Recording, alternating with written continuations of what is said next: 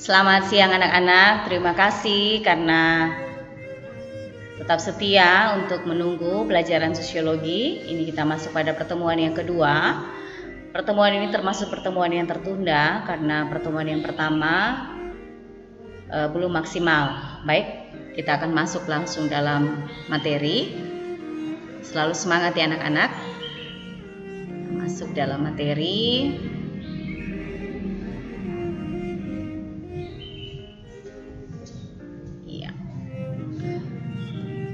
Yang pertama yaitu fungsi sosiologi untuk mengenali gejala sosial dalam masyarakat.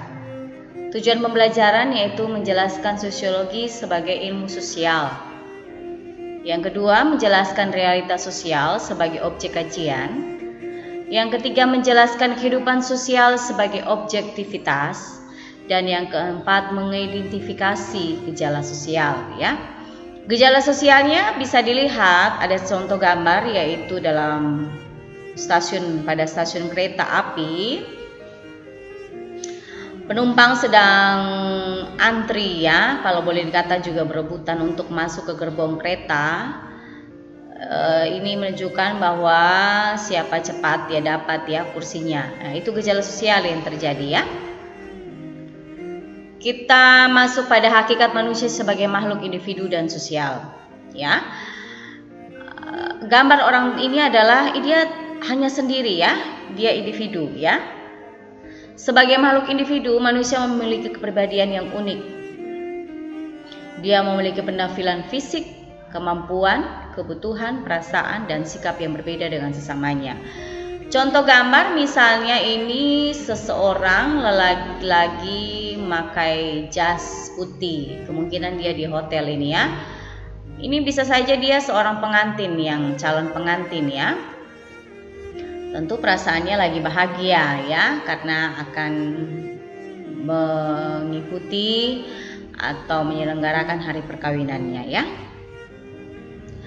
Manusia sebagai makhluk sosial, yang tadi individu, dan yang kedua sebagai makhluk sosial.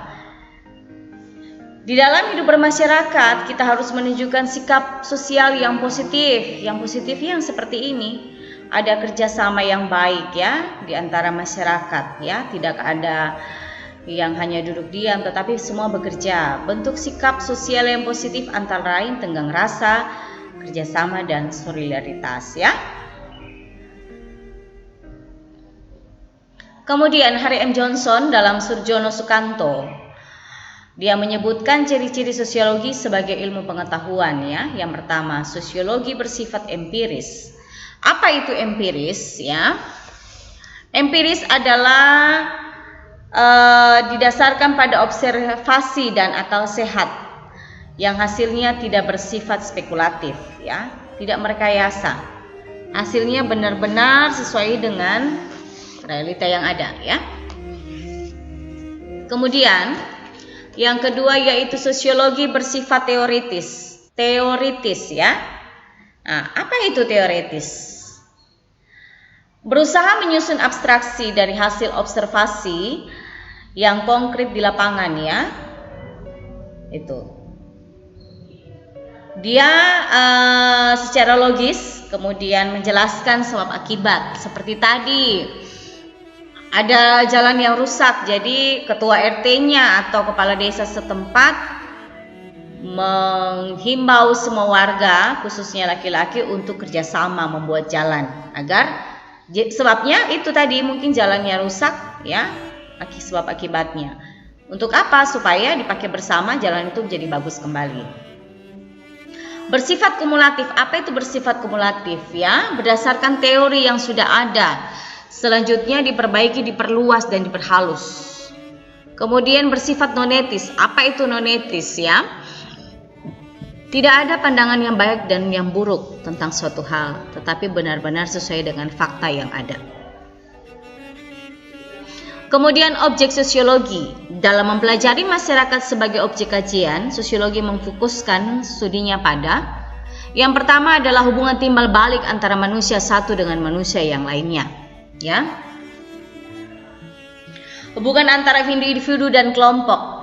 Misalnya saya individu masuk ke kelas kelompok 10 IPS 1 atau ke kelompok 10 IPS 2. Kemudian hubungan antar kelompok yang satu dengan kelompok yang lainnya, misalnya 10 IPS 1 dan 10 IPS 2. Ini kedua kelompok yang berbeda. Kemudian yang terakhir adalah proses yang timbul dari hubungan-hubungan tersebut dalam masyarakat. Misalnya dalam lingkungan sekolah ya, antara kelas yang satu dan kelas yang lain memberikan pengaruh yang positif ya.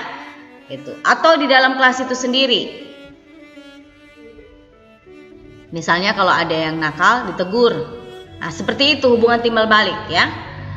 Kemudian sejarah ilmu sosiologi kita masuk. Pada abad yang ke-19 ada dampak dari revolusi Prancis ada 5. Yang pertama yaitu munculnya golongan-golongan buruh, petani, dan kapitalis. Yang kedua, penghapusan pemungutan pajak. Yang ketiga, perjuangan kebebasan. Yang keempat, perkembangan industri. Dan yang kelima, pembentukan negara berdaulat. Ini ada tokoh di sini adalah Auguste Comte ya, dalam revolusi Prancis ini. Ini dampaknya, ini ada 5 dampaknya ini ya. Itu. Dampaknya pasti ada yang positif, ada yang negatif ya. Seperti tadi, penghapusan pemungutan pajak, ada untungnya tidak untuk negara, ya? Perjuangan kebebasan dalam hal apa dulu? Perkembangan industri tentu bagus, ya, untuk negara tersebut. Membentukkan negara berdaulat pasti bagus. Cuma munculnya golongan buruh, petani dan kapitalis, ya. Nah itu semua dampak, ya. Ada satu dampak sini yang tidak memberikan faedah, kapitalis, ya. Kemudian kita masuk pada abad yang ke-20. Siapa tokohnya? Itu adalah Anthony Giddens. Ya, fenomena saling ketergantungan masyarakat dunia yang semakin meningkat ya. Kesenjangan yang mencolok antara kekayaan dan tingkat hidup masyarakat industri serta masyarakat di negara berkembang ya. Misalnya negara industri Cina ya. Kemudian dengan Indonesia ya. Kekayaannya pasti akan berbeda. Anthony Giddens memberikan analisis kritis kepada manusia agar selalu bersifat terbuka dalam menerima perubahan. Misalnya kita masuk pada new normal saat ini karena pandemi COVID. Kita harus membawa diri, jangan menutup diri. Ya, kita harus bersifat terbuka. Mau dikasih tahu, misalnya harus cuci tangan, sering-sering cuci tangan, pakai masker. Jangan kita melawan itu ya. Tapi kita harus bersifat terbuka. Misalnya zaman, seingatnya saya waktu itu pernah zaman milenial ya. Semua orang memakai baju silver. Kita bersifat terbuka atas perubahan itu ya. Seperti sekarang cara menerima materi dengan menggunakan internet. Bersifat terbuka atas perubahan-perubahan yang terjadi. Kemudian kita masuk pada sosiologi sebagai ilmu sosial. Pengertian sosiologi menurut Auguste Comte menyatakan bahwa ilmu tentang gejala sosial yang tunduk pada hukum alam dan tidak berubah-ubah ya, itu menurut Auguste Comte ya. Ada 3 tahap perkembangan manusia menurut Auguste Comte. Yang pertama yaitu teologis. Apa itu teologis? Dia menyatakan bahwa semua gejala di dunia ini disebabkan oleh hal-hal supernatural, hal-hal gaib. Cara pandang seperti ini tidak dapat diterapkan dalam ilmu pengetahuan. Kenapa? Karena ilmu pengetahuan bukan membicarakan tentang gaib, dunia gaib bukan, tetapi mengenai fakta yang ada. Kemudian Comte membagi 3 tahap dalam tahap teologis ini. Yang pertama fetisisme, percaya pada kekuatan-kekuatan benda. Misalnya pohon itu saya bisa mencari tahu masa depan saya seperti apa di pohon itu ya. Politeisme, percaya pada banyak dewa, dewa ini, dewa ini, dewa ini, dan dewa ini ya. Kemudian monoteisme, satu, percaya pada satu kekuatan tertinggi. Jangan lupa dia hal-hal gaib ya, supernatural. Yang kedua metafisik, hanya merupakan bentuk lain dari tahap yang pertama, lebih sederhana, lebih hampir sama dengan teologis, tapi dia mengendalikannya dengan kekuatan-kekuatan yang abstrak yang benar-benar nyata, yang benar-benar ada gejala-gejala di dunia ini. Dalam tahap ini manusia belum berusaha untuk mencari sebab serta akibat-akibat dari gejala-gejala tersebut. Kemudian yang terakhir yaitu positivis ya.